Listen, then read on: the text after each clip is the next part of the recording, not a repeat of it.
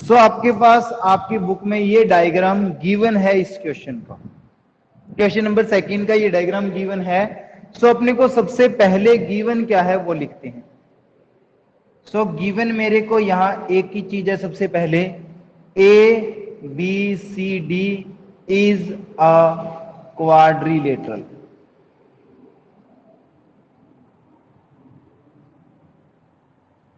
ठीक, उसके बाद में बोला गया है इन विच AD इक्वल है BC के, कि जो AD साइड है वो इक्वल है BC के।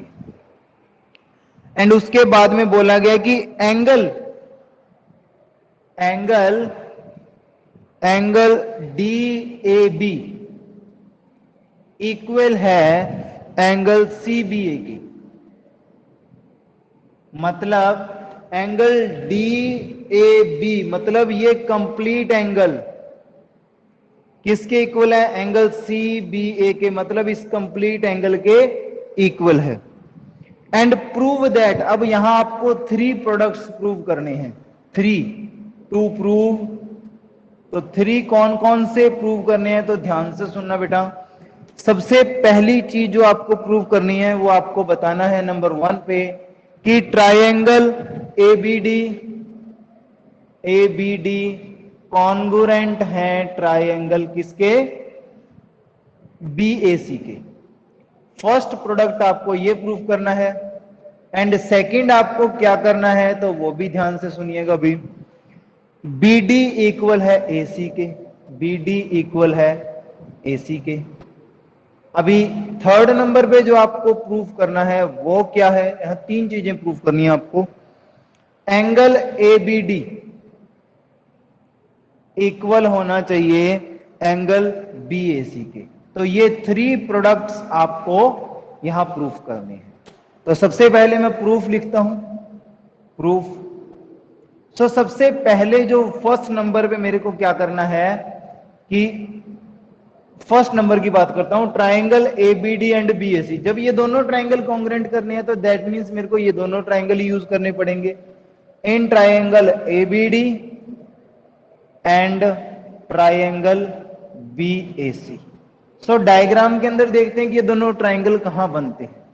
तो ट्राइंगल AB और D, that means this triangle. अगर आप सभी ध्यान से देख रहे हो तो ये वाला ट्राइंगल है जिसका नाम है ABD।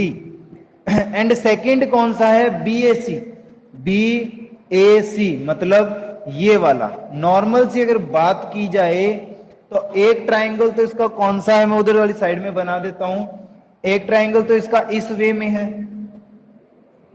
ABD, एंड जो दूसरा ट्राइंगल है वो इस वे में है नीचे से, इसका नाम भी है ABC, ये नेम है।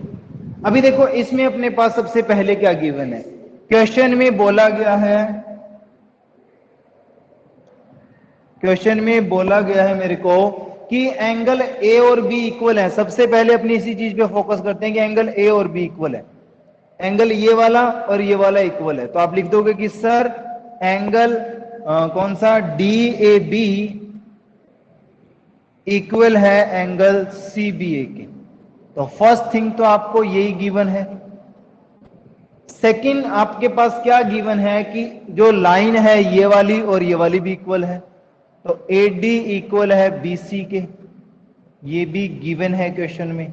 एंड थर्ड आपको क्या पता लगता है कि यहां भी AB है और यहां भी AB है, तो दोनों में जो कॉमन साइड है वो AB है, दैट मींस उसकी मेजरमेंट फिर दोनों ट्राइंगल में सेम होगी।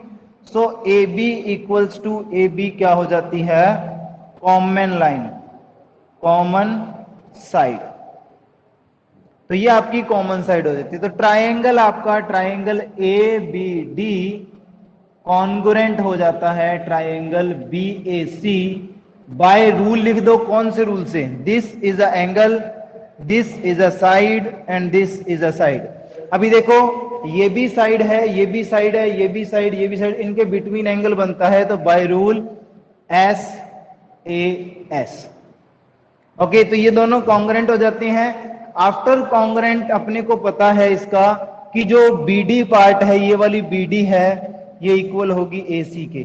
तो बाय CPCT सेकंड पार्ट का आपका आंसर आ जाता है क्या, BD है वो इक्वल होगी किसके, AC के बाय CPCT। तो 2 पार्ट आपके हो जाते हैं, ये बाय CPCT इक्वल हो जाता है। एंड थर्ड इसने बोला है एंगल ABD मतलब ये वाला एंगल, ठीक, और दूसरा BAC मतलब ये वाला एंगल। तो ये दोनों भी बाय CPCT क्या हो जाएंगे, इक्वल हो जाएंगे। तो आई बात समझ में, यानी कि कौन सा एंगल बोला है इसने, ABD मतलब ये छोटा सा जो एंगल है, हाफ एंगल है, इसको आप वन एंगल नाम देख के एक बार शॉर्ट में याद रख सकते हैं, ये वाला एंगल। और दूसरी बार बोला है एंगल BAC मतलब ये इधर से ये वाला एंगल, मतलब इस ट्राइंगल के अंदर ये जो एंगल 1 2 बनते हैं ये दोनों बताने हैं इक्वल है। तो बाय CPCT इक्वल हो जाएंगे ये।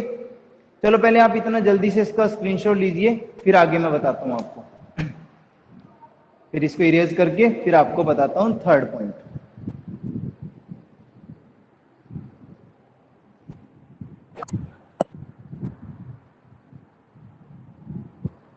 नहीं तो थर्ड पॉइंट आप डायरेक्टली लिख सकते हो, बाय CPCT नीचे राइट कर दो, चाहे कोई प्रॉब्लम नहीं है वैसे तो।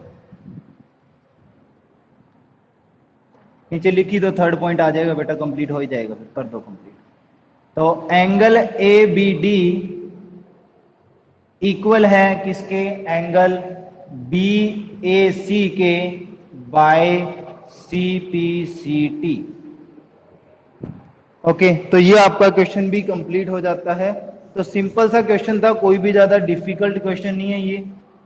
तो जो भी आपको बेसिक चीजें बताई गई हैं वो सारी आपको पता होनी चाहिए। एंड आफ्टर फिर